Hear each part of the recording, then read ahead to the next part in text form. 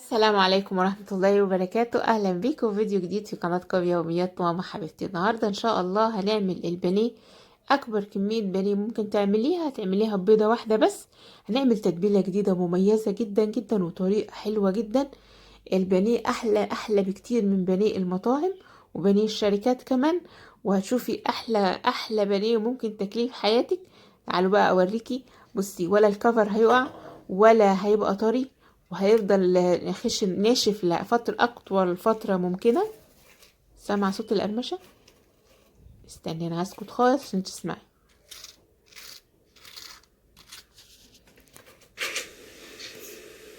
سامعين؟ تعالوا بقى نعمل طريقة سهلة جدا وبسيطة جدا ومكونات بسيطة خالص. أول حاجة معايا بصلاية مفرومة أنا عاملاها بالمبشرة، وكمان طماطمية برضو بشراها بالمبشرة، وهنحط عليهم شوية بهارات بسيطة خالص. البانيه مش بيحب البهارات الكتير. اول حاجة معانا البهارات السبعة، دي بتغنيكي عن كل انواع البهارات. رشة صغيرة خالص من القرفة. طبعا لازم نحط ملح. معلقة صغيرة من الكركم.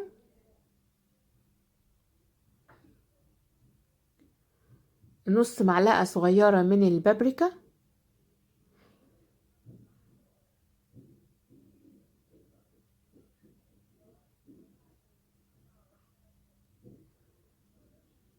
معايا بقى نص كوباية من الحليب. تمام. لو ما عندكيش حليب ممكن تجيبي معلقتين كبار من اللبن البودر وتدوبيهم في نص معلقة مية. المكونات دي كده على بعضها. لسه هحط عليها شوية حاجات كمان. انا مش هستخدمها وهي خشنة كده، لسه هنعمها. هنحط عليها معلقتين من الدقيق، وده السر اللي بيخلي الكفر يلزق في الفراخ. ده اول سر، لان فيه اسرار كتيرة في البانيه بتاعنا النهاردة عشان يطلع معاكي ناجح واحلى من بتاع المطاعم.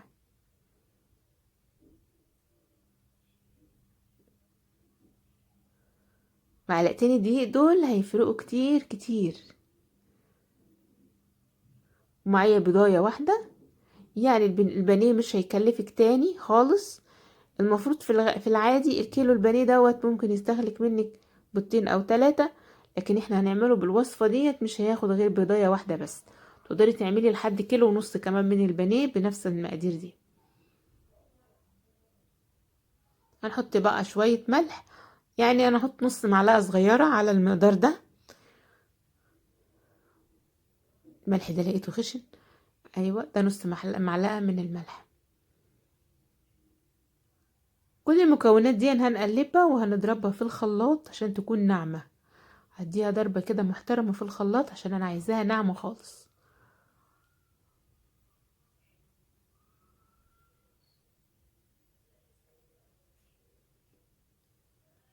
ريحة المكونات دي كده مع بعضها جميلة جدا جدا جدا.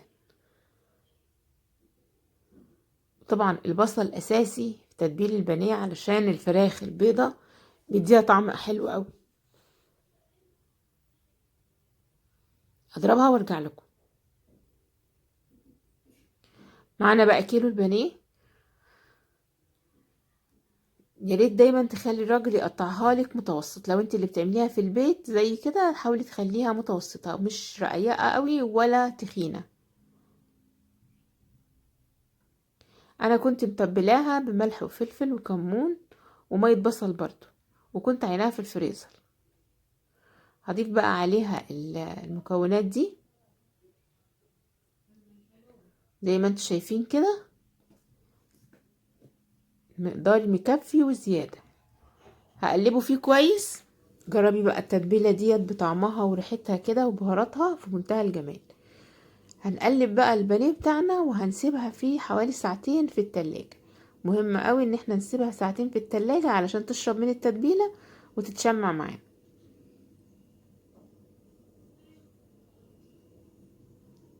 هنحطه بقى في التلاجة على بال ما نجهز الكفر اللي احنا هنعمله.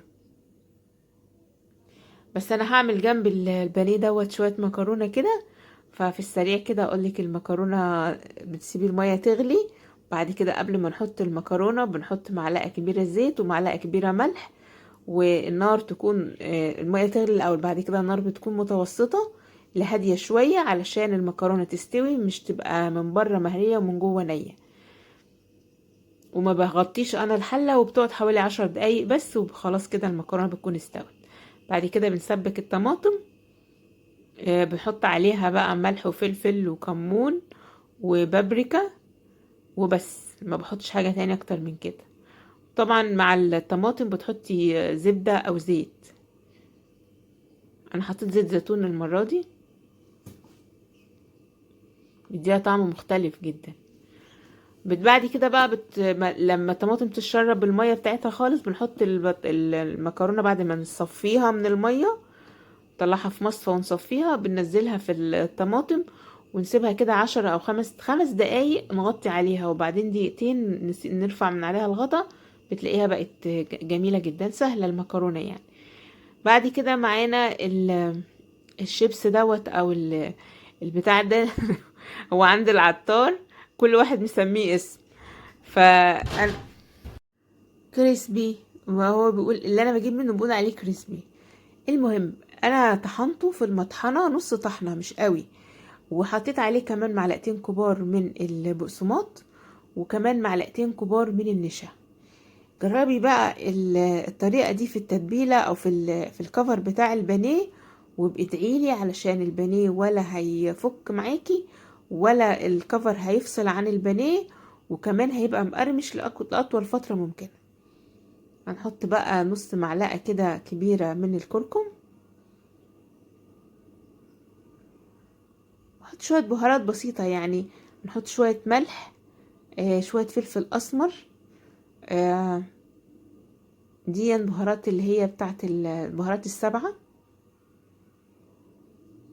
نص معلقة علشان تبقى برضو متبهرة هي كمان. أنا حطيت نص معلقة صغيرة ملح على الفراخ، فهحط نص معلقة صغيرة هنا مع فلفل وكمون على الحاجات اللي احنا عملناها دي.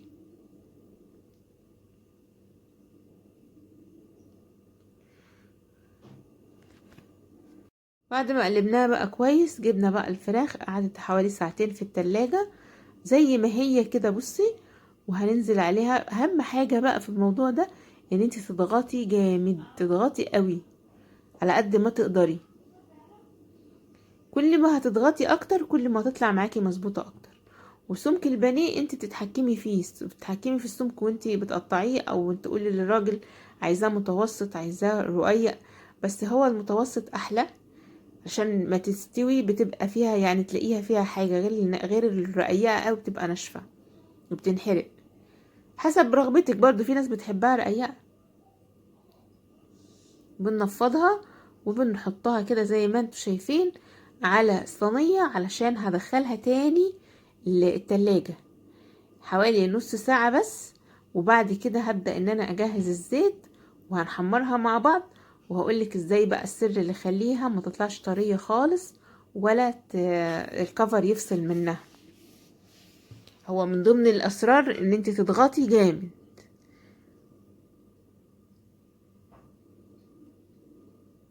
بس، وتنفضي وتركيني، وهنعمل الكمية كلها مع بعض على بعضها. وبعدين هنروح بقى ايه، نحطها في التلاجة شوية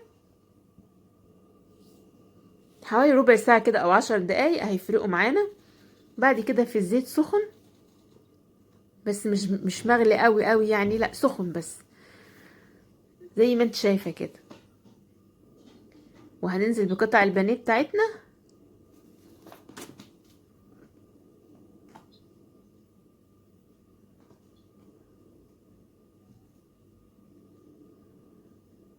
هنسيب النار بقى نار عالية علشان ما يكشش معانا. سيبيها نار عالية في البداية كده، وبعد شوية ممكن تهديها حبة، وبعدين تقلبي تعلي النار تاني، وبعدين تهدي شوية، وبعدين وقبل ما تطلعي تعلي النار تاني علشان ما يشربش زيت خالص.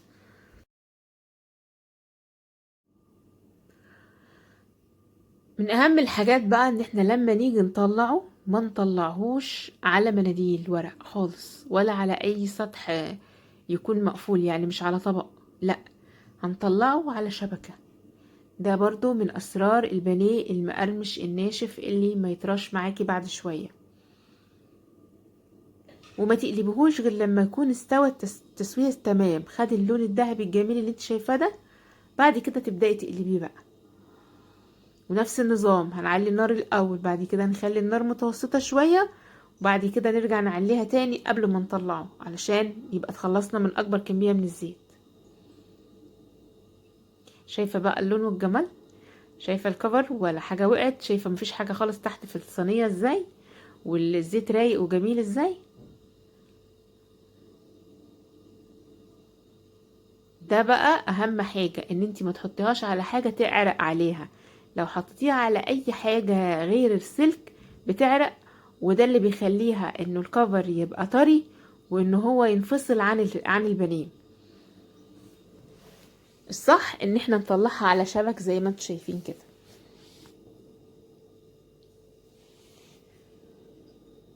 احلى حاجه في البانيه بقى اللي كلنا بنعمله ان هو ما بياخدش وقت، يعني هو عامه البانيه ما بياخدش وقت، وكده كمان بالطريقه دي مش ما كلفناش برضو حاجه، يعني بيضه واحده بس وعملت لنا كل الكميه دي، فتعتبر حاجه جميله جدا. انت عارفه نظام الطريقه الاولانيه كل شويه تعملي بيض وحليب وما يكفيش وترجعي تعملي تاني، لا الطريقه دي انت عملتي الكميه كلها بتاعتك مره واحده وخلاص على كده، واديتك نتيجة تحفة وطعم خرافة، حاجة عسل. شايفة؟ جميل جدا جدا، بألف هنا وشفا ومقرمش وحلو. ويعني هوريهولك دلوقتي برضو، اقطعهولك بالسكينة كده علشان تشوفيه من جوه كمان. ده بقى كده اما نغرفه في الطبق حلو قوي، شوية مكرونة بقى مع حبة بانيه مع قطعتين بانيه، انسى.